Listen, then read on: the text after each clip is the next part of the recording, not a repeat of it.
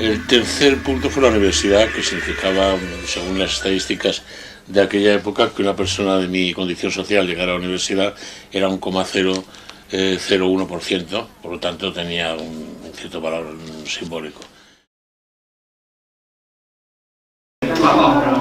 A ella també li vaig dir, no es podia, després es va tirar una compañera de Manuel Vázquez Montalbán es una figura, a mí me parece una figura imprescindible para entender la cultura de este país, pero sobre todo la de Barcelona, porque era un hombre que amaba Barcelona y que, bueno, y que sabemos todos que es de aquí. Aunque aquí las jornadas, estas dos jornadas de hoy y mañana, estarán dedicadas a su poesía, sobre todo a su poesía. Pero a mí me parece importante decir que es un hombre sin el cual la cultura no se acabaría de poder entender, la cultura del país, precisamente porque tocó todas las teclas de la cultura. A mí personalmente me encantaba su narrativa, pero tocó desde el fútbol, que lo puso, que le dio categoría de podérselo tomar en serio, dijéramos, ¿no? Porque estaba como, el fútbol era como proscrito por la intelectualidad, hasta la política, pasando por la crónica, bueno, porque era también periodista, y por la narrativa y sobre todo por la poesía. Pero claro, aquí quien de verdad va a hablar de su poesía son los tres súper especialistas que han venido hoy, ¿no? Que son Quim Aranda, bueno, el primero creo que va a ser Manuel Rico, ¿no? Manuel Rico, Quim Aranda y Guillermo Carnero, que saben de él muchísimo más que yo. Y tú presentas a los ponentes. Sí, sí, gracias, soy Eugenia Tusquets, que es la Junta de la asociación, que es una brigada de la línea defensiva, como Ricardo lo tenemos aquí, con María Cinta, que, bueno, Manolo era un fenómeno incluso cuando hablamos de las cosas deportivas, decía, ¿cómo es posible que sean del Barça que mis amigos sean del Español? Siempre tenía esa frase ocurrente, siempre estaba ahí en el aforismo, pero muy de tierra, ¿no? Como las jornadas que organizamos sobre Bolaño hace 3 o 4 semanas, hemos dividido como 2 zonas, una que ya estaba muy clara, hicimos una vertiente erudita y otra más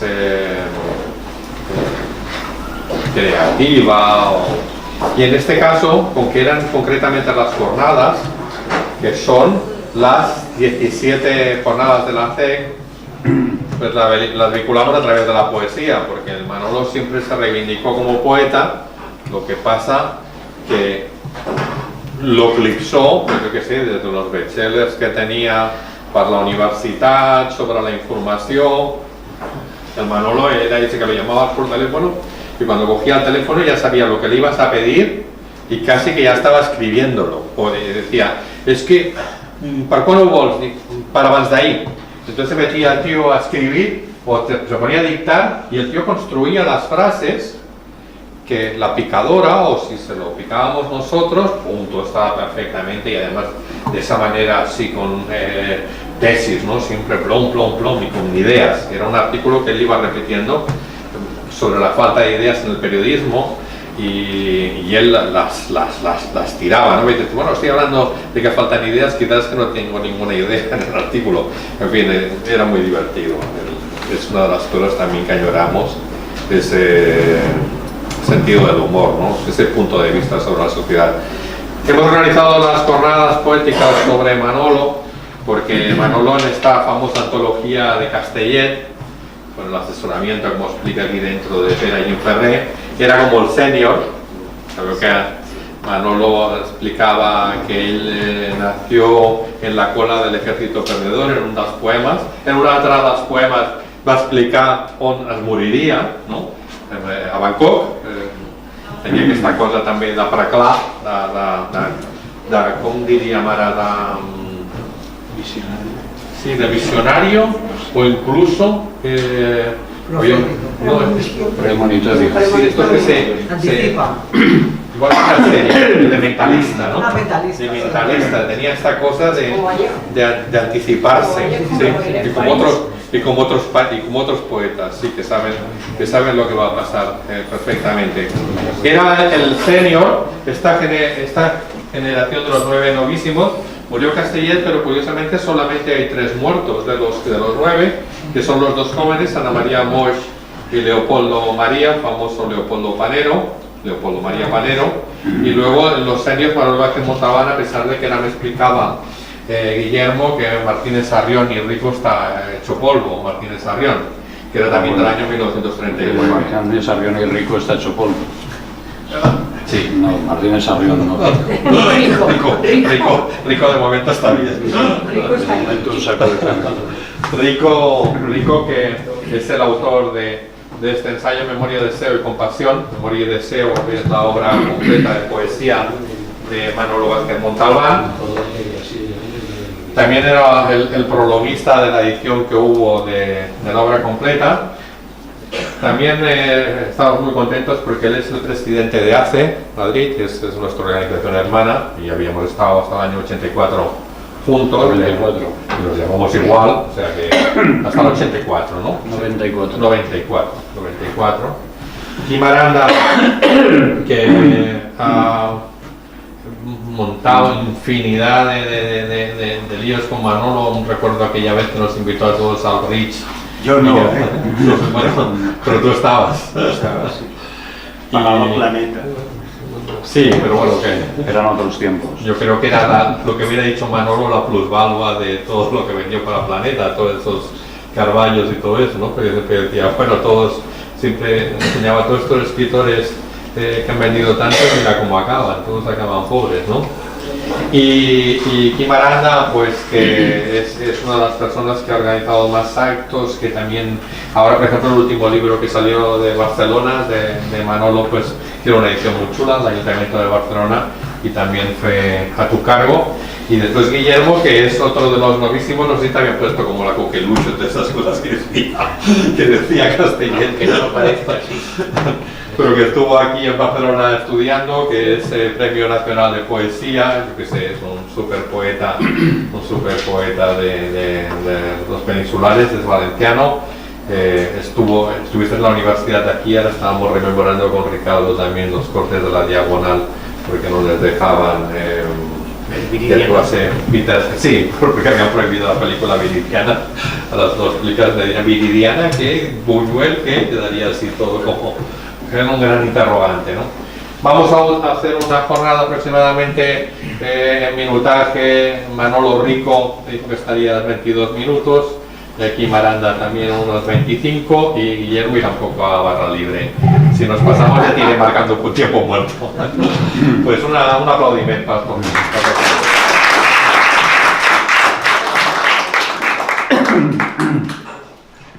Bien, muy buenas tardes, ya casi noches, y muchas gracias a CEC y a David Castillo, su presidente, por pensar en mí para este homenaje a Manolo Vázquez Montalbán, o esta jornada dedicada al Vázquez Montalbán poeta.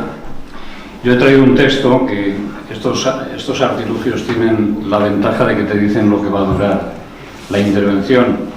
Entonces voy a hablar sobre poesía y narrativa en Vázquez Montalbán, zona de intersección, es el título que le ha puesto a la conferencia inaugural David Castillo en el folleto, la ACEC. Y bueno, pues me pongo a ello, lo voy a leer y espero no ser excesivamente pesado. Perdón. Aquella mañana acompañé a mi hijo a su partido de baloncesto. Era el sábado 18 de octubre de 2003.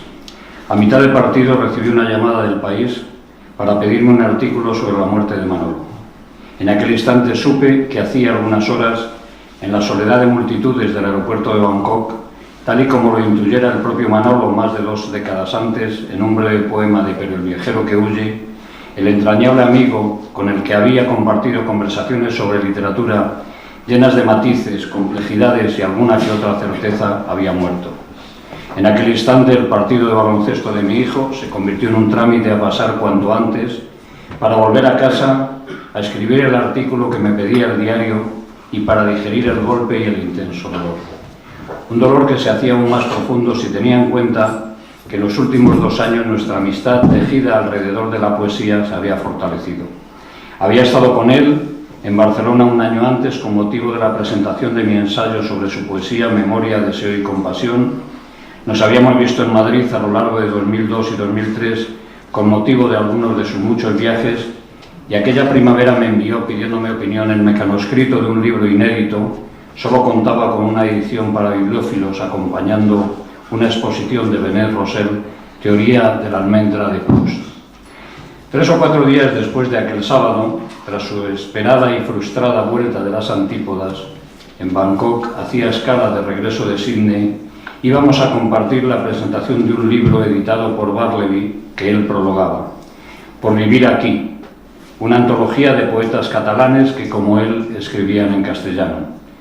La presentación en la Casa del Libro de Barcelona se convirtió en un homenaje a Manolo, y todos los poetas presentes leyeron un poema en su honor o hicieron referencia a los recuerdos que de él guardaban. El acto hubo de transformarse radicalmente. Cada vez que acudo a algún evento para hablar de su condición de poeta, en este caso hibridado con la narrativa, no puedo separar el mundo lírico que creó, hecho de imágenes rotas, de seres humildes, de apelaciones a la cultura, de crítica histórica, de compasión, de memoria, de deseo, de la imagen del propio Manolo, leyendo poemas inéditos, versos que hablaban de la madre amada y muerta un día de julio de 2001. Quiero decir que no puedo olvidar esa imagen, hay un error en la redacción. Fue en Priego, en Cuenca, un lugar casi imposible con motivo de un curso de verano dedicado al binomio poesía y conciencia. Creo que ya aludí a aquella lectura hace algunos años también aquí en Barcelona, pero he de subrayar que para mí fue clave para conocer las más profundas obsesiones literarias de Manolo Vázquez Montalbán. Durante la comida que se celebró en aquel curso, confesó que hacía mucho tiempo que no participaba en acontecimientos solo protagonizados por poetas. Nos acompañaban en aquella comida Carmen Riera, Carlos Sagún, Francisco Brines, Diego Jesús Jiménez, José María Balcells, Antonio Martínez Sarrión, Félix Grande y Paca Aguirre. Simplemente porque no se le llamaba, y que su obra narrativa y ensayística había tendido una cortina probablemente inevitable y no sabía si definitiva sobre su obra poética. Me consta que el gesto de los organizadores del curso despertó en él una empatía especial con las tierras de Priego y con aquel curso de verano. En aquella sobremesa, Manolo, en el fondo, estaba aludiendo a la raíz de su vocación literaria. Él se consideraba por encima de todo poeta. Así lo afirmó en no pocas ocasiones y así lo expresó, según cuenta en el prólogo a su poesía completa Josep María Castellet, en septiembre de 1985, durante un seminario de la Universidad Menéndez Pelayo en Sitges, cuando, ante la locución interminable y metafísica de un filósofo italiano que se extendía sobre la posmodernidad, Manolo, en voz baja, dijo de modo casi inaudible: mire usted, yo soy un poeta.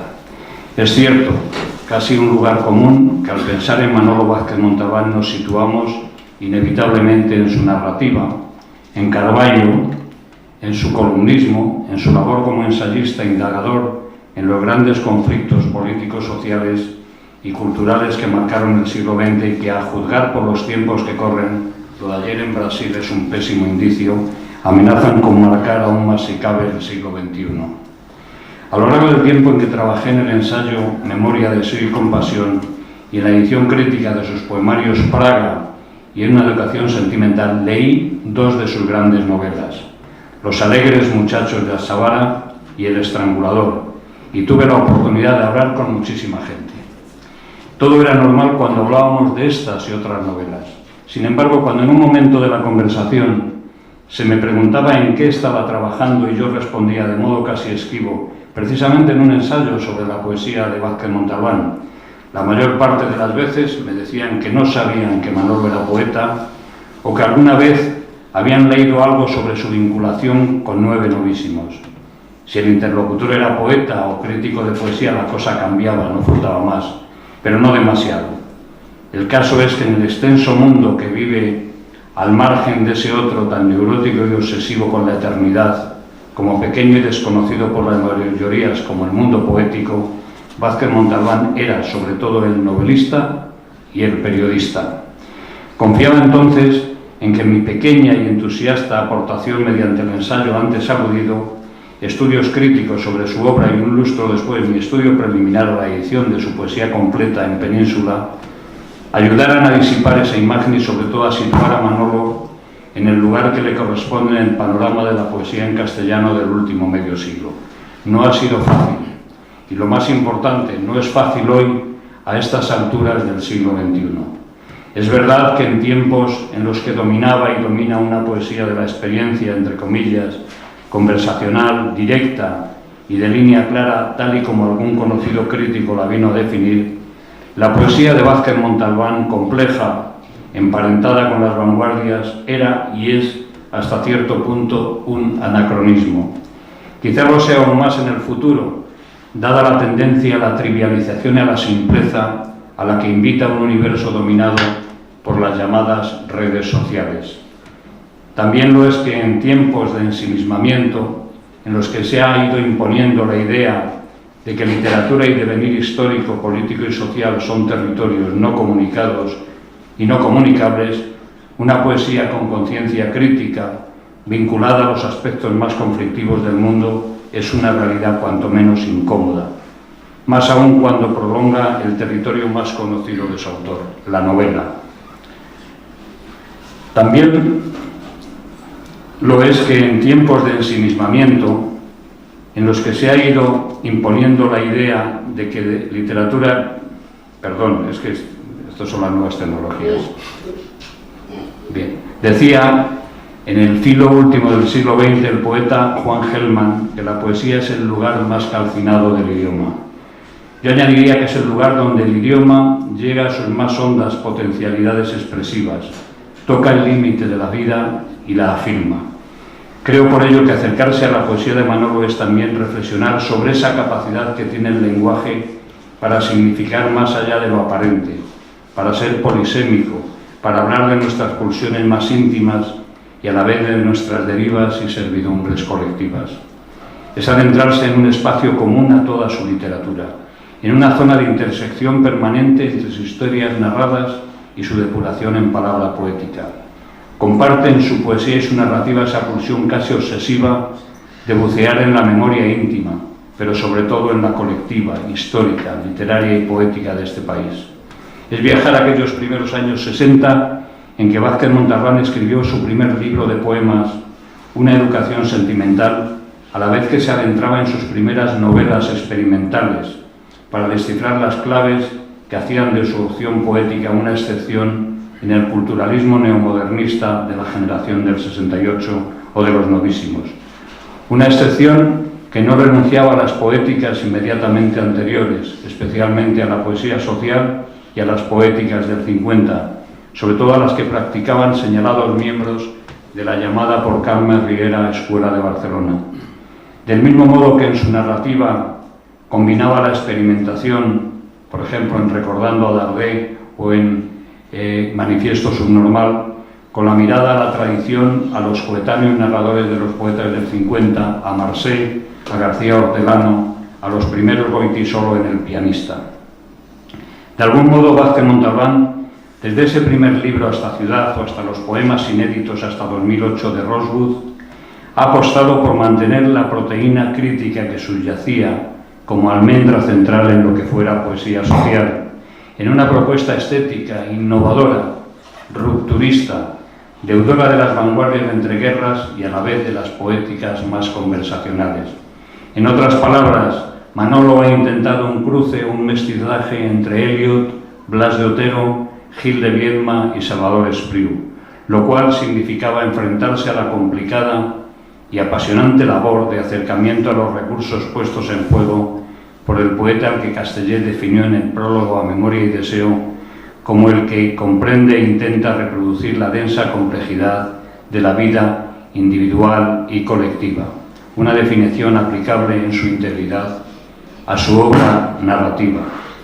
Memoria, deseo y compasión. Es verdad que ese fue el título que di a mi ensayo sobre su obra poética, pero era y es mucho más. Es el triángulo o el trípode sobre el que descansa el conjunto de su obra y no solo lírica. Es, lo decía antes, la huella dejada en Vázquez Montalbán por Eliot en el poema que abre La tierra baldía. Abril es el mes más cruel criando ligas en la tierra muerta, mezclando memoria y deseo, removiendo turbias raíces con lluvia de primavera. Es una búsqueda en la memoria, tanto íntima como colectiva. Es también levantar la piel del deseo, buscando la mirada crítica del escritor hacia la realidad, la proyección de las carencias de la memoria en un imaginario posible e imposible que no podemos constatar hoy porque simplemente no existe, pero que hay que hacer lo posible en el futuro. Algo parecido lo dijo él muchas veces al principio Esperanza de Ernst Bloch. Es además un acercamiento al mundo, a ese espacio mítico que Vázquez Montalbán construye sobre la base urbana de una ciudad, Barcelona, que es mucho más que un telón de fondo. Paisaje vivo, personaje que se funde a veces con otras ciudades, es también Praga, y que nace en la Barcelona semiderruida y gris de la posguerra para sorprenderse ante la ciudad posolímpica de los 80 y 90. Hubiera sido apasionante conocer la opinión de Manolo sobre la Barcelona de esta década, sobre las grandes convulsiones políticas que está viviendo y que invade como universo casi totalizador su obra en una tensa búsqueda de los vínculos y de la relación dialéctica existente entre sus poemas y sus novelas, entre su biografía íntima y colectiva y sus afectos.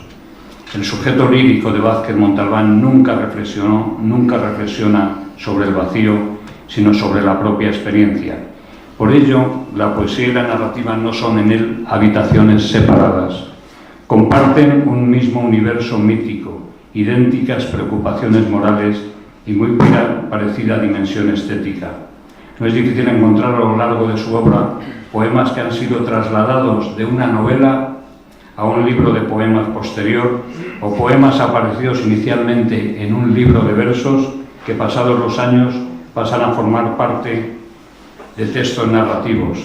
Tales son los casos de Poema de Dardé o Pablo y Virginia, que pasan a formar parte del capítulo de liquidación de restos de serie de una educación sentimental, desde la novela Recordando a Dardé, o de visualizaciones sinópticas, poema publicitario o poema de Ladybird, que se importan al citado poemario desde Manifiesto Subnormal y desde Yo maté a Kennedy, o la exportación del poema Gauguin desde el citado Liquidación a la novela Los mares del sur. En esa dirección sería difícil entender el sentido último del pianista sin tener en cuenta como referente iniciático los mundos que arrancan de la infancia en una educación sentimental, o el acarreo de memoria de las coplas a la muerte de mi tía Daniela. De otro lado, y más allá de la referencia concreta, se advierte un juego dialéctico entre poesía y narrativa que se manifiesta del siguiente modo. La poesía aparece como una suerte de germen, de iluminación primaria, de lo que más tarde habrá de formalizarse en una novela o en un relato. En otras palabras, el poema anticipa, en estado de máxima concentración, de síntesis potencial y casi premonitoria, un proyecto narrativo. Así ocurre con poemas como el antes citado Gauguin en relación con la novela Los mares del sur, o con Plaza de Oriente y su piel, anciana bien cuidada, respecto a la autobiografía del general Franco, o con no pocos poemas de Pero el viajero que huye y su novela Los pájaros de Bangkok. Sin embargo, el ejemplo más reciente y de mayor densidad significativa se contiene en su novela El estrangulador, en la que aparece un poema escrito muchos años antes, cuyo título es La ciudad, poema que impregna el texto narrativo y que viene a ilustrarnos en términos concretos sobre la aludida condición de germen o semilla que adquieren determinados poemas. No es de extrañar, puesto que Manuel fue el personaje central de la extensa novela que constituyen sus 7 libros de poemas, novela figurada que a su vez está llena de ventanas, puertas y pasadizos que nos llevan a sus novelas reales, las más literarias como Galíndez, la citada Los alegres muchachos, El pianista o El estrangulador y toda la serie de Carballo. una muestra absoluta de su vocación mestiza. No olvidemos que todos esos poemarios fueron ingredientes de los más diversos planos de la realidad cultural, sea popular, sea culta. En ellos conviven Eliot y Concha Piquer, Scott Fitzgerald y los Beatles, Gil de Viedma y los lemas publicitarios, entre otras muchas formas de representación de ambos polos de la cultura contemporánea. Su poesía completa es una invitación al lector a realizar un viaje por una obra poética que comenzó a escribir en la prisión de Lérida en los sombríos y esperanzadores años 60 y cuyo primer exponente fue el citado Una educación sentimental, una exploración en la memoria colectiva y personal de sí mismo, de su generación y la de los antepasados. La estrella de la copla y de la radio podía convivir con el más elitista poeta anglosajón, con François Hardy, o el preso político con Ella Fitzgerald. Esa fase se expresa en poemas como Las masas corales, uno de cuyos fragmentos les paso a leer. Pertenecieron a selectos ateneos, otros a marrones ateneos de barrio, quizá de gremio. Sus ediciones económicas de Marx, Lombroso, Paracelso, San Agustín o Bakunin todavía se encuentran en montones malorientes de encantes domingueros y cantaron por Pascua Rousseau y un de la meva vida. En las esquinas del barrio las masas corales no inquietaban a Ortega, filósofo solo preocupado por las masas taciturnas de los amaneceres de días laborables.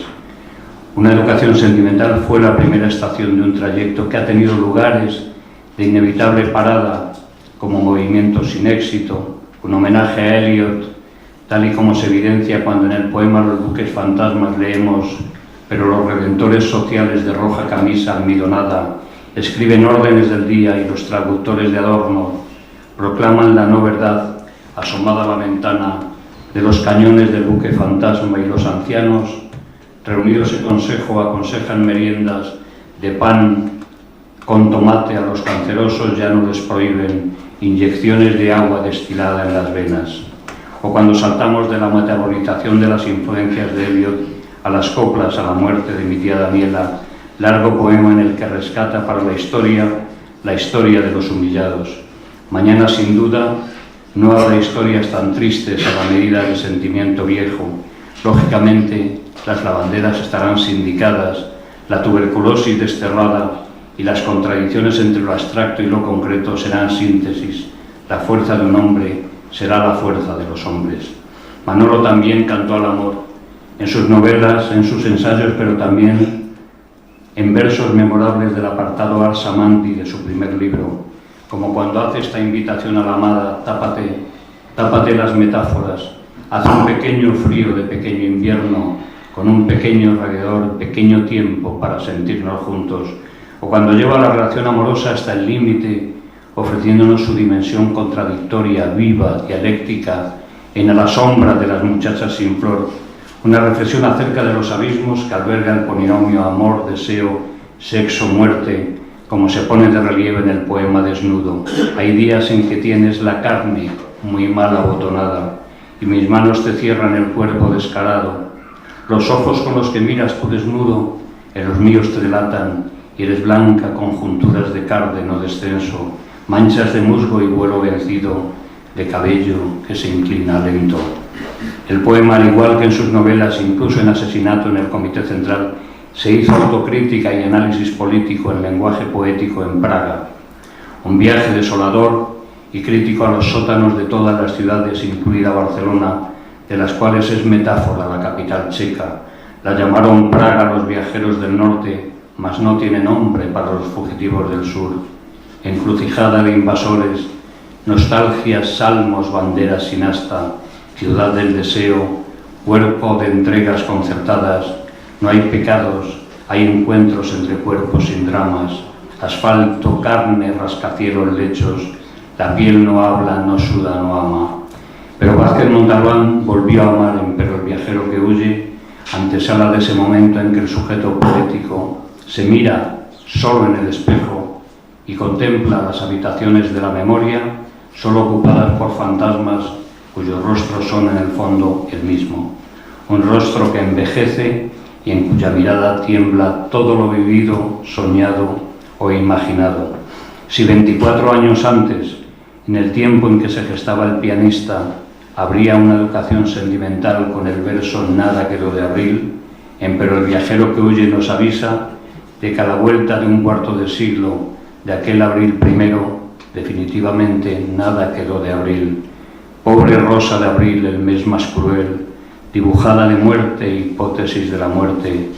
Entre mis manos tu rostro frío confirmaba el silencio al que llevas mi memoria, memoria de mi infancia y tu posguerra, tu juventud agredida por los perros de la historia, mi juventud agresora de tu instinto de vida. Roja rosa de abril, el mes más cruel engendra deseo sobre la tierra muerta, mezcla memoria y deseo mientras destruye abriles que fueron promesa de eternidad. En ese libro hay un poema, como se ha destacado en más de una ocasión, premonitorio y desolador, en el que se apunta algo más que una metáfora de su final, que se intersecciona con novelas como Los mares del sur o con la póstuma trilogía Milenio, con la muerte inesperada en el aeropuerto de Bangkok, la muerte del extranjero que espera vida o muerte ignorado en un rincón de Asia, mientras el cartero que lo anuncia sonríe en la ignorancia de que la distancia permite a la memoria cumplir nuestros deseos. Aquel libro del 91 sería el preludio de un doblete, la novela El estrangulador y su último poemario publicado en vida, Ciudad, un volumen en el que ahonda en una ciudad vivida que es a la vez ciudad de la infancia, de la juventud, de la madurez y ciudad sobre la que se proyecta con más certezas y pesadumbre que en el libro anterior la sombra de la muerte. Volver al paraíso de la infancia y de la juventud cuando éste ha desaparecido y se vuelve cuando el extranjero retorna a sus barrios para matar recuerdos y recobrar la vida. Imposibles los cuatro horizontes de rostros conocidos inducen a la trampa de las voces submarinas en una cinta mal grabada que conduce a la totalidad expresiva del silencio. En el año 2000, como homenaje al pintor leridano Benet Rosell, escribió 20 poemas bajo el título, lo he citado antes, Teoría de la famosa almendra de Proust. No es difícil advertir en ellos la tensión introspectiva que presidía el último apartado de Pero el viajero que huye y del propio libro Ciudad. La almendra, que suplanta la magdalena de Proust, es el núcleo originario, fruto cerrado y pobre, como la cebolla de las nanas de Miguel Hernández. En ella anidan vida y muerte, es misterio, es alma, el ciclo de toda vida conduce a toda muerte, nos dice él. Vive la infancia. Esos poemas, publicados en las dos últimas ediciones de su poesía completa, son una clara muestra del vigor creativo de Vázquez Montalbán en los últimos tiempos, cuando le sorprendió la muerte. Explican por sí mismos su persistencia en considerarse, por encima de todo, poeta. Y así llegó la almendra, fruto cerrado y pobre como una gota de terciopelo esconde una lágrima de madera. Ya termino. Hablé al principio de su presencia y de su lectura en 2001 en Priego de Cuenca. Trazo un imaginario círculo para terminar allí contando dos aspectos de aquel emocionante encuentro.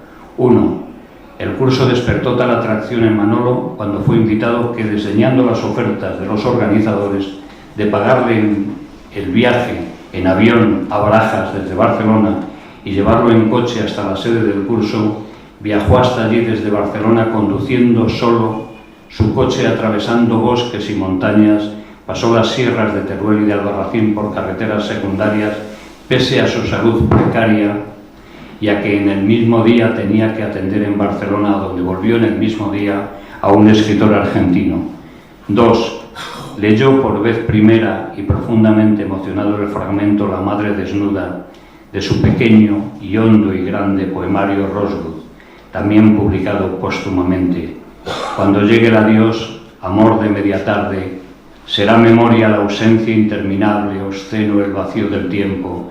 No estabas en los pliegues de mis miradas, cuando acudía a los encuentros por la intuición de encontrarte. Me dirán qué tiene que ver esta evocación con su narrativa, pues algo en apariencia irrelevante pero que me llamó la atención. El coche en que se desplazó desde Barcelona a Priego era un Jaguar Sovereign, un coche raro, un sueño del poeta y narrador. El coche que de Salvo Cerrato doble personaje del estrangulador, su novela de aquellos años conducía. Muchas gracias.